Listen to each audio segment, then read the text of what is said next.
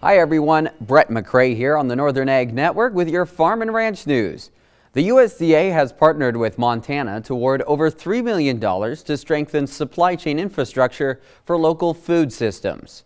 The Montana Department of Agriculture will fund projects that support the development of agricultural product supply chains. For example, projects that support the uptake of technology to increase production and add product lines for agricultural products, invest in business capacity to place those products in consumer markets, build out cold storage capacity throughout the state, and expand food distribution lines in underserved areas of Montana.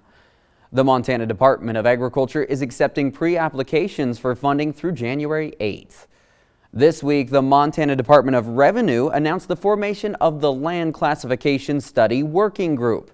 The working group is tasked with evaluating current tax classifications of raw or undeveloped land ahead of the 2025 legislative session. Concerns have been raised by Montanans about land classification, and the working group, which includes industry stakeholders, will work to develop consensus and propose legislation to the Revenue Interim Committee on the fair taxation of land. That working group is made up of stakeholders from agriculture, local and state government, and real estate. We'll be back in an hour here on the Northern Ag Network with your markets. We asked Montana farmer Walt Sales about the challenges of mental health in agriculture. Another drought, there always is. There's always going to be another something. I grew up in a generation of you pulled yourself up by your bootstraps, but it's become evident is what do you do if you can't even find those bootstraps? If you need to talk to somebody, go to beyondtheweather.com for free counseling for Montana ag producers.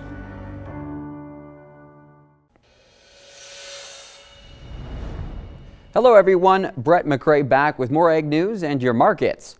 For ranchers, the fourth quarter of the financial year is typically the largest as spring calves are weaned and cull cows go to town.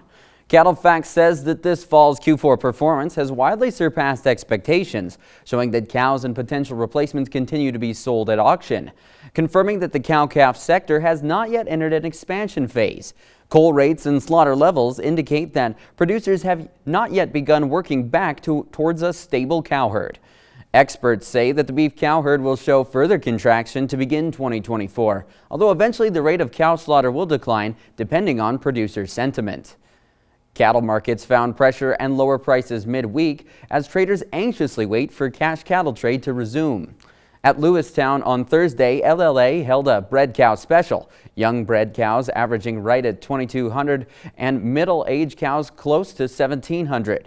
Replacement ewes in Newell last week $235 to $260 per head for yearlings. 3 to 5-year-old ewes from $170 to $215 per head. At the end of Wednesday's business, wheat markets have traded sharply lower, substantially higher, and sharply lower again in 3 separate trading sessions. There hasn't been the fundamental news to spark this kind of volatility. In recent weeks, markets have responded bullishly to export sales to China. Thanks for tuning in to your Farm and Ranch News here from the Northern Ag Network. I'm Brett McRae.